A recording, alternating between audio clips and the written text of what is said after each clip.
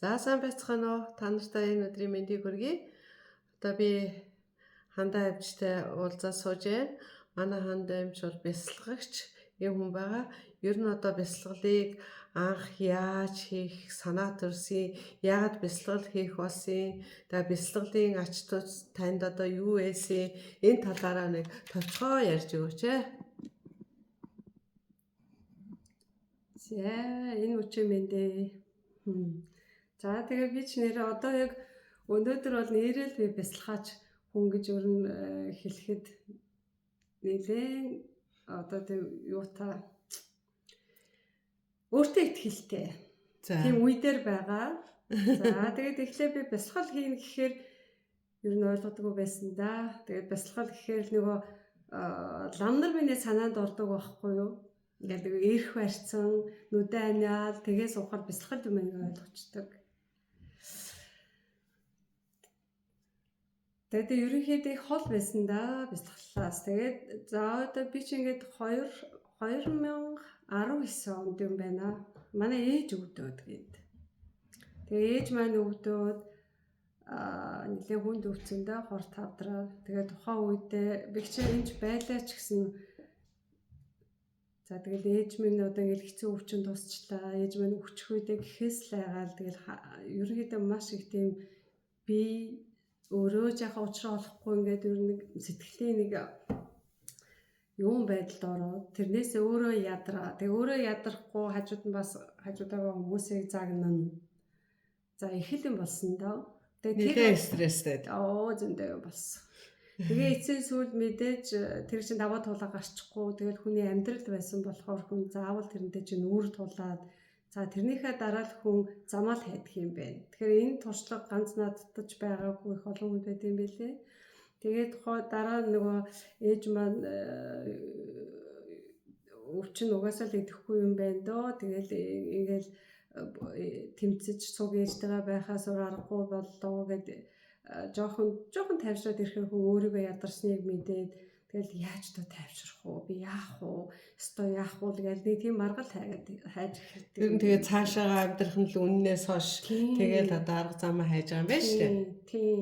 Тэгэл өстой анх удаа миний одоо бясалгалын үеч нөгөө хин чимгээ манайраа надад битээр ярьж агаад нөгөө 9 минутын бясалгал хандагч байгаа та энийг яагаад сонирхоод үзээрэй гээл.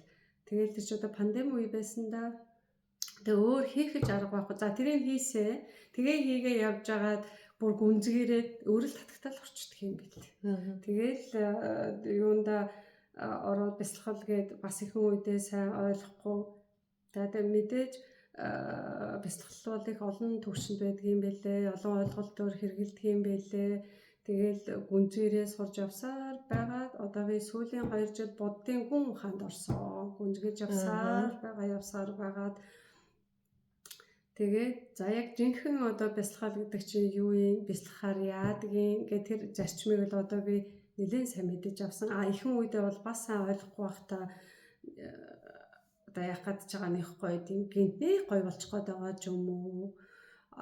Ажил төрлөөд ингээ бүтээх гэхээр нэрээ би хурдан ажлаа бүтээгээд нэрээ л ингээд гоё болоод бүх юмас ангижраад гоё болоо явчих ч юм уу. Учрыг сайн олохгүй тэглээ ч гэсэн мэдээж л би байдгаарай л байсан. Тэгэл гүнзгийрж явсаар байгаа. За өнөөдөр яг жинхэнэ бясалгал гэж юу юм бэ гэхээр зөв зүйлийг л дадуулах л байсан юм билээ. Яг өдөр болгон өөртөө дандаа муу юм бодоод байдаг. Өдрийн ер нь баг 90% нь дандаа тэр болохгүй дээ, энэ бүтэхгүй дээ, өчигдөр юм болсон ч маргааш тэгжэл дараа да. Нэг бол тэгсэн чинь тэг заавал тийм байдаг дээ гэл ингээ бодоод нөгөөдөртөө ингээ байнгын л өдрийнхөө бодлын 90% дандаа хүн сүргэн бодоод тэгээ тэрэндээ мэдээж унтаж чадахгүй дараа ажиллаа хийсэн ч гэсэн дандаа санаа зовсон нэг бол нөгөө хүнээ чи одоо мэдээж дандаа муу юмар бодно те тэг бусдыг бас өөрөөлөхгүй шүү дээ өөрөө байх зүгээр байхгүйгаас гадна тэгэл суралцаад явсаар байгаа за тэгэл бүх юм байдгаар нь хүлээж ав тэг хамгийн гол нь өөрийгөө зөв бодол дадуулаад ирэхээр угаасаа л сүрэг энерги чинь ингээ алга болчихноо чиний өдөр тутам тохиолдоод байгаа зүйл чинь угаасаа л чиний амьдрал байж ах зүйл угаасаа л алга болохгүй. Гэтэ тэрийг сайхан зөв болгоо бодоод байгаараа. Одоо шууд нөгөө буруу биш те.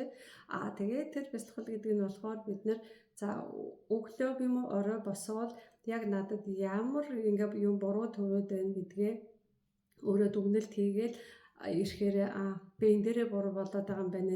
Энийгээ би өөр болгоо бодъё гэсэн тэр бодлоо. За тэр бодлоо бүр гүнзгийрээд ирэхээр би ерөн зөвхөн өөрөө л сайхан байж хад болохгүй юм биш үү. Тэгэхээр би ингээ зөв бодцохоор эргэн тойрныхаа байгаа хүмүүсийнхаа буруу бодоод тэднийгээ бас давхар хямруулаад өмрүүлээд байхгүйгээр тэр хүмүүсийг угаасаа л ингэж байгаа юм чи би өөрчилж чадахгүй юм чи би тэгвэл би өөрөөр хандъя. Энийгээ дадлага болгоё. Өдөр тутам энийгээ л бодъё. Тэгээд ирэхээр бүх юм өөрөө дагаад эрэг болчих юм байна. Тэгээ энэ дотроосоо надад нэг буддын нэг юуны нэг дээдийн ном би ингээд үзэж байхдаа надад их яасныг өгөөдгийг тэр их надад гоё санагдсан.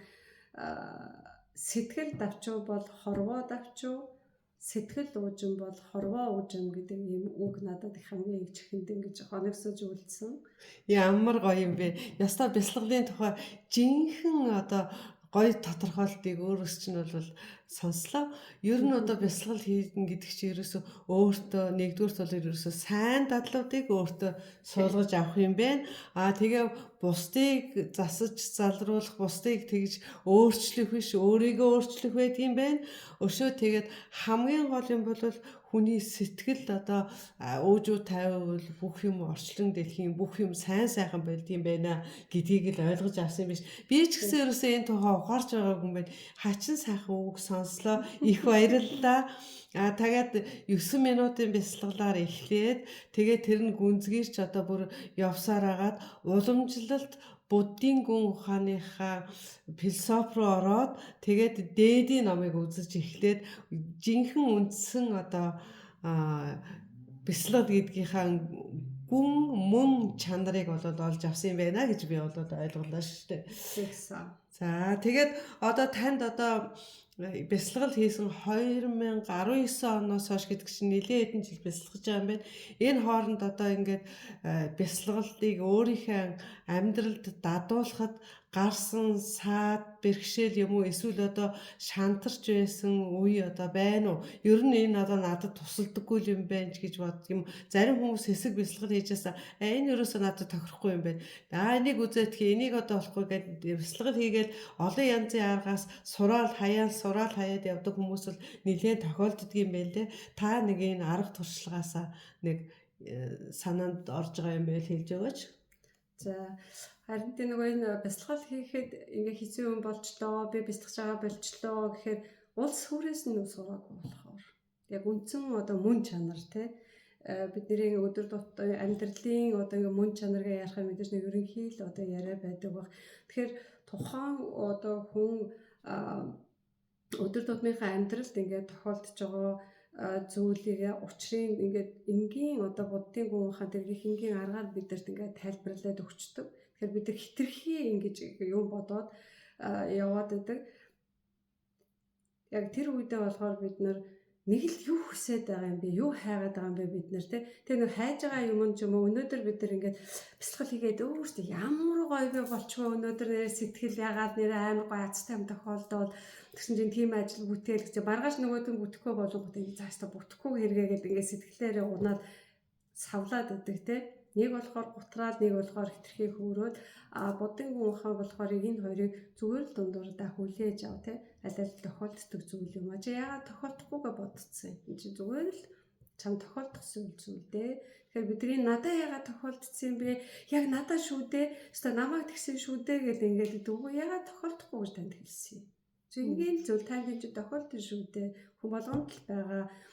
Тийм учраас би бүх зүйлийг яг л байгаагаар нь хүлээж авъя. Тэгтэл бидний өдөр тутмын амьдрал бол угаасаа л одоо тийм хэцүү үргэлжийн дадармалтай байдаг. Энд чинь тийм жаргалтай байгаадаас юм юу ч байхгүй. Тэгэхээр бид тэрийг жаргалтай байна гэж буруу ойлгочоод тэрийг их хурдан секундын дараа өөрчлөнгүүтээ гутраа явуулдаг. Тэгэхээр энэ гүн утга талаас гүн талаас нь бүр сайн мэдлэгийг нь олцохоор одоо тийм хувиралд өөрчлөлтүүд байхгүй болон гүнзгээрээ л сураад байна. Тэгээд ямар гоё юм бэ нэрээ бүр үнэхээр нэрээ энэ одоо юу гэж цаашаа би сурах юм биш үү дээ гэж сураад гүн утгандаа хүрээд ирэхээр би дээрээ болчихно. одоо бие бясалгал хийгээл те би ингээ гоё болох гэсэн чинь болохгүй найдтай гэх хөвгөө эцэнд би чинь бусдын нэгэн адил шүү те. Тэгэхээр ганцхан миний жаргал би жаргаснаар нөгөө хүмүүс нь яах юм те. Тэгэхээр миний тэр жаргал юм уу ажил маань хажууд цуг амьдраад байгаа, цуг ажиллаад байгаа, цуг зэрэгцээд яваад байгаа тэр бүх хүмүүсээс шалтгаалаад хажууд бусд хүмүүс 50 байвал би бас 50 байна те. Тэгэхээр би бусд туслая. Би бусдыг жаргалтай болохын тулд хоолоо хийхдээ гэрээ цэвэрлэхдээ би өөртөө биш бусд хүмүүст зориулаад энийг хийгээд. Тэгэхээр тэр хайгаад байгаа зүйл маань би өөрөө бусад хүмүүс нажгалтай болоод халуун хоолтой амар тайван байхаар би мэдээж өөрөө л амар болно гэсэн үг шүү дээ. Тэгэхээр аль болохоор бусдад аль болохоор хийж байгаа бусдын төлөө би гэдэг одоо тэр юунаас ингээд гараад ирчих юм бол тэр одоо хэцүү байгаа тийм үе бараг тохиолдохгүй болоо явчихж байгаа. Миний хувьд болохоор бясалгал хийгээд юу өөрчлөгдсөн гэхээр би миний ажил хүнтэй болсон. Би ч өөрөө энэ хүн тэгээ хуучин одоо тэрнтэйгээ харьцуулаад үзэхээр надад ингээл нэг өвчтөй ирэхээр эмчээс та миний тэр өвдөд энэ өвдөө тэр эмчээр очоод энэ эмчээр очоод эцсийн буй яах вэ гэхээр би өөрөө бодож удажсна. Та тэгвэл тэр эмчээс өөрөө дахиад зөвлөгөө би чадахгүй байна гэдэг ч юм уу тэгвэл нэмээд эм өгдөг ч юм уу. Тэгэл үрдүн нь одоо бас адилхан гарах болохоор өөрөө давхарт хөөрөлдчихдөг. Тэгээ одоо би өнөөдөр болохоор өвчтнөө яг өөр талаас нь сонсдог байхгүй. Яг одоо баг сэтгэл зүйч хүн шиг сонсоод тэдний одоо яриаг сонсоод за та яагаад үгцэн те яасан гэд асуугаад яг л надтай адилхан үрдэн дандаа л зүгээр л ингээд юм бухимдсан хүмүүс байгаа. Асаа өгчтэй хоол хийж өгсөн чи тэр нь болсонгүй тэгсэн чи тэр надад ирсэнгүй тэр намайг хайрласангүй тэр тэгсэн жоо тэгсэн ингэсэн гээд бүгд тэрэндээ л тэгээд тэр стрессээ хоримтлуулсараа ер нь одоо орчин үед чи бүхэл юмны үндэс суурь чи ер нь одоо стрессээс эхэлдэг гэж байгаа тийм ээ. Тийм учраас бол ер нь хүн болгонд л стресс байдаг. Тэрийгээ бол хүмүүс өөрөөр хүлээж авдаг учраас янз бүрийн өвчин шаналлаар янз бүрийн байдлаар илэрдэг, ууралдаг, уцаарладаг ийм байх нь шүү дээ. Яг тэр тийм бэ. Би гэдэг үзлээсээ салахын тулд чинь хүн тэр бясалгал гэж юу юм бэ? Чухам зүгээр л нэг одоо аманда манифест уншаад л нүдэ айнаал ингээд суухаар бол тэр бол юу бясалгал биш юм бэ? Бясалгал гэж чухам юуг хэлж байгаа юм? Юунд төрөх гээд байгаа юм гэдгээ зөв ойлгож ажил бясалгах юм бол одоо үр дүн төрж байгаа юм байна шүү дээ. Тэрээс одоо зарим хүмүүс ч бол одоо зөвхөн өөрийнхөө бодоод би л амар амгалан байх юмсан. Миний тэр ажил бүтээсээ, миний тийм бизнес сайн байгаасаа, ашиг орлого минь сайжраасаа гэдгийм үү одоо юу гэдгийг өөр одоо миний үр хүүхдүүд сайхан байгаасаа гэдгийм үү ингэж бясалгадаг байх нь шүү дээ. Би бол одоо таны ярианаас тэгж ойлголоо. Тийм учраас яг бясалгал гэдгийнхаа гүнийг нь олох юм бол хүн болгон ижилхээ жаргал байж зовлон байж жаргал байдаг. Жаргал бол төр зүрийн мэдрэмж юм аа. Хинч тохиолддог гэдгийг зовлон ч гэсэн нэг хэсэг хугацаад байж байгаа тэр чинь цаг хугацаагаа болохоор дуустдаг юм аа. Үрдийн зовлон гэж хүнд байдгүй юм байна. Үрдийн жаргал гэж байхгүй юм байна. Ийм учраас тэрэнд чинь нэг бухимдаал, шаналал ингээд байхгүй тэгснийхээ оронд зөв гаргалгааг, зөв одоо амьдралын хөвшлээ, зөв харилцаагаа, зөв одоо хандлага төрүүлж ижил одоо энэ бясалгал гэдгийг одоо өөртөө өдөр тутамдаа дадлага болгосноор өөрийгөө болон орчноо өөрчилөх юм байна шүү дээ. Тий. Бясалгал гэдэг үгийн утга нь бол дадуулах гэсэн үг. Дадуулах. Би бас эхлээ сайн ойлгохгүй бясалгал гэхээр яадаг юм бол ерөөсөө учрыг нь олохгүй тэгээд мэдээж энэ 5 жилийн дотор их олон юунуудтай гэхдээ миний нэг одоо өөрийн төрлөг чанар байдаг юм уу би их олон багш дамжаагүй дунд нь төөрөлдөөгүй би ерөөсөө шууд бараг сайн багш нартай тааралдаад хөтлүүлээд ингээ явцсан болохоор бараг тийм төөрөлттэй надад хэцүү байсан би ер нь энэ боллоо гэсэн тийм үе цаг хугацаа ер нь баг тохиолдол бүр эсрэгээр нь ямар гоё юм бэ нэрээ би үнэхээр л энийг сурах юмсан. Тэгэд ямар гоё байдг юм бэ? Дахиад би ингээд нэрээ хүн болж төрөө дахиад хүмүүс тусалдаг юм юу болохонсон гэсэн бүр заримдаа тийм гоё үд хурж ирдэг шүү. За зарим хүмүүстэй ингээл өнгөцгөн ярилцлага хийж яхад ч юм уу зарим хүмүүсийн хэлж ярьж байгааг харахад бол бясалгал хийснээрээ ер нь бол нэг ид шидэн төрчдөг. Ерөөсөө тэгэл нэг далд ухамсарын нөхцөл байдалд ороод л одоо ид шид бүхтийг шатдаг болчдөг. Эсвэл бол одоо нэг гэрэл сүүдэр хараад л одоо орчлонгоос тасраал бүхнийг мэддэг ийм хүн болчдөг. Ингэж одоо яаж байгаа хүмүүс бас зарим хүмүүст бол байдаг. Гэхдээ тэрийг бол би үгүйсгэхгүй. Ер нь тэгтээ хүн болгон одоо бясалгалаас тийм ид шидийг хайгаад байх нь одоо ямар байдгийг бол таны бодлоор бол Тийм. Миний бодлоор тэр ид шид хайна гэхээр одоо яг бясалгалын бясалгал нь их олон төрөл байдаг гэсэн.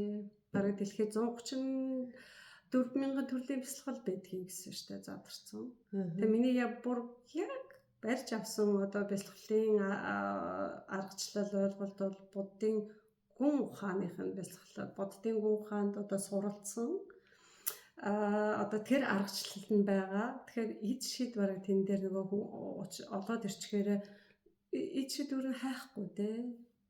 Одоо ингэ бодоход ямар ид шид би хайх байсан бол бодогдож байгаа байхгүй. 2 жилийн өмнө 3 жилийн өмнө байсан бол одоо би юу гэж хэлэх байсан бол бум мэд. Яг өнөөдрийн төвшөнд бол би ингэ ид шид гэхээр ястаа яагаад нэг бодлоо ингэ өөр болсон болохоор надад тэр үг орж ирэхгүй байх санаанд. Тэгээ хамгийн яг өнөөдрийн миний юу хийж байгааг би нэрээ өөрийгөө л өөрчилт. Би ч бас асар их муу бодлоор асар их дэмий бодлоор дандаа бусдын төлөө буруу юм бодвол тэрэндээ буруу юм хийгээл тэгэл яваалах нь тэр бүр яах аргагүй үнэхээр хүнээ би дээлэхгүй. Тэгэхээр хамгийн зөв арга нь бол хамгийн бурхан багшийн удаа заагаад байгаа буддын ухааны цөм болсон зүйл нь бол та өөрийгөө өөрчилчихгөө. Өөрийнхөө бодлыг л та өөрчилж. Гол нь таны тэр бодол чинь таныг там руу аваа чин тэр бодол чинь таныг өвчнөд хүргэн тэр бодол чинь таны бусдтай харшилдуулна, бусдыг буруу бодно. Бусд нь бол танд өөр баг үнэхээр л саад болохгүй дээ. Тийм учраас та өөрийгөө л болоод өөрийнхөө бодлыг л өөрчилж. Бодол дотроо муу бодлол та яваад байгаа. Тэгэхээр бид нар юугаар өөрчлөхөд байхаар сайн бодлоо. Ястаа сайхан бодол гэдэг зүйл чинь асар хэрэгтэй. Тэгэхээр бид нэр төрөөсөө амьдралын ид шидгээ бид нар одоо яах хэвчээсээ мэдээж өгөхгүй байж чадахгүй, өвдөхгүй байж чадахгүй. Тэгэхээр угаасаа л хөрхөн нүнэн, өвдгөн нүнэн, өгхөн нүнэн. Тэгэхээр би ганцаараа биш юм байна. Тэгэхээр энэ бие маань чадaltaй, жоохон ухаантай, хүнд үг хэлж чадах тийм чадaltaй байгаа дээр надаас илүү зовж байгаа тэр хүмүүс тэр сайхан үгээ хэлж байгаа чи.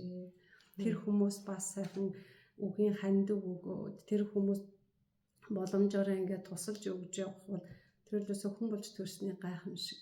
Ид шид нь одоо тэр юм да. Өөр юм дээр үнээр ястаа сайхан хэллээ тааста. Ер нь ид шид гэдэг бол сайн дадуулсан зуршил дадлаг гэж бол би бас уншиж ирсэн. Тэр бол одоо таны ярианаас үнэхээр надад үнэн санагдаж байна.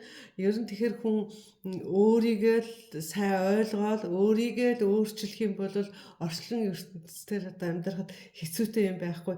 Жам ёсныхоо л дагуу одоо амьдрал өрнөх юм байна шүү дээ. Тэгэхээр чин тэр зарим хүмүүсүүд бол ингэж боддгийм байна. Би нэг ид шидтэй болоод бусдаас илүү болоод ид шидтэй гэдэг нь одоо яадгийг одоо бүр арай илүү хүч чадалтай ч байдаг юм уу, арай илүү мөнгө төгрөх олдог ч байдаг юм уу, тийм болно гэдэг өөрийнхөө төлөө тэр манифест хийгээл өөрийнхөө төлөө бясалгал хийх юм бол тэр нь одоо хүч чадалтай хүрч чадахгүй жинхэнэ одоо суурь ойлгоогүй учраас тэр хүмүүс замаасаа хазайдаг юм уу өөр юмыг ирж хайдаг юм байна да. Би ингэж ойлголоо те. Тэгэхээр бясалгал хийж сайхан болох гээд байна гэдэг нь бас л одоо бидний шунал болохгүй хүсэл. Бас л ингэ бясалгал хийнгүүтээ би нэрээс амар хөрөнгөтэй болчих, би нэрээс бусдаас илүү одоо нөгөө хин нэгэн хүнээс юм хүртчихье гэж бүр ингэж болж бүгдийг авах гал гэдэг. Тэгээ яг үнцэн шанартай хахаар тэглээ гэдэг нь өөрчлөлттэй даа. Бүр өшөөл хүнээс шунал улам яваад байна гэдэг байгаа байхгүй авах тусам. Тэгвэл бүр өнөөдөр бүр гоёс бүр бөгшөө гоё болъё гэж яваад гэж маргааш нөгөө төр мэдээж альбом юм чи цаг хугацаатай тэгээ тэр нь дуусангууд тэгэл болохгүй нэстэ нэрээ нөгөө бурхан гэдэг чинь нэрээ байдаг билүүгээд өвтгөөрөө бурханаас санаа өвдөхгүй болохоор мартал тавьчихдаг.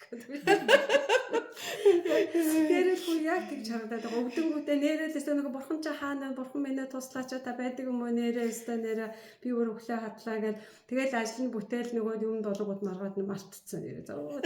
Ямар хамаагүй. Ястаг өөр надад нэг бүр дээр үеийн тийм нэг дээр намайг байгаа бахтлаа өмсөд ярьдаг байсан. Ээж маань чарлаа, мэн чарлаа. Нэг тийм санаанд орчлоо.